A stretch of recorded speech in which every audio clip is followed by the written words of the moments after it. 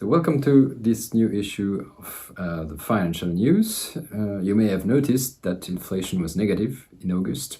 We are not yet in deflation, but still it seemed to be a worrying number. Of course, there are some straightforward explanations to it, like ultra-low energy prices, for example. But even then, core inflation was only 0.4% in August, which is historically low. For different reasons. So you had the sales period that was postponed for 1 month to another in several European countries like France, Germany, or Belgium. You have a lower VAT rate in Germany that also impacted inflation.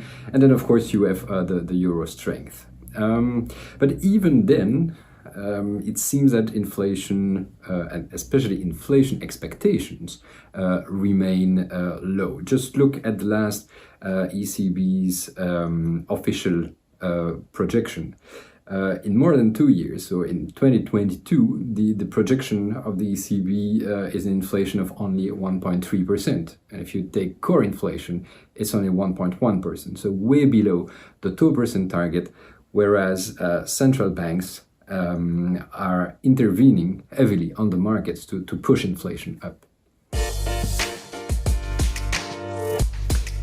So indeed the ECB, but not only the ECB, is the case of most central banks in the Western world, has increased quite extremely the size of its balance sheet in recent years, simply by buying huge amounts of assets on financial markets.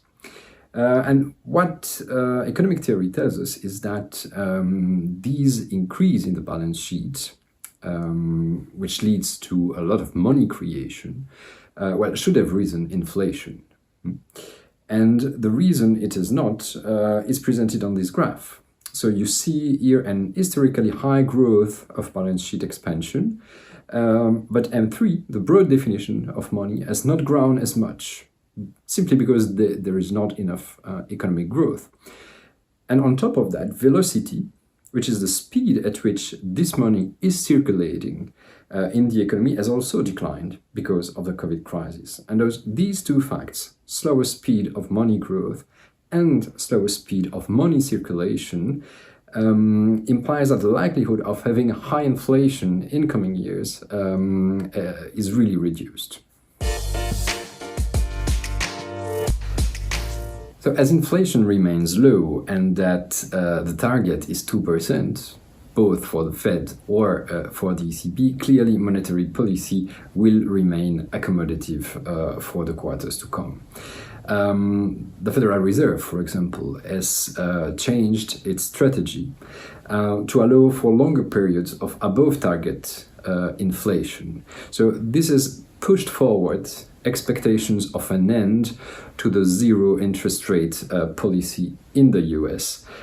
And of course, it has also pushed the US dollar down. And the ECB is facing a similar problem, and it is also currently reviewing its strategy. But in the meantime, the only thing it can do, would be to speed up asset purchases once again.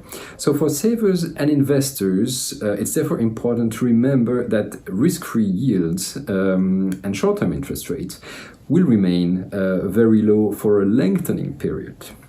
And that in Europe, the euro could still make a few gains before the ECB actually intervenes by buying assets at an increased speed.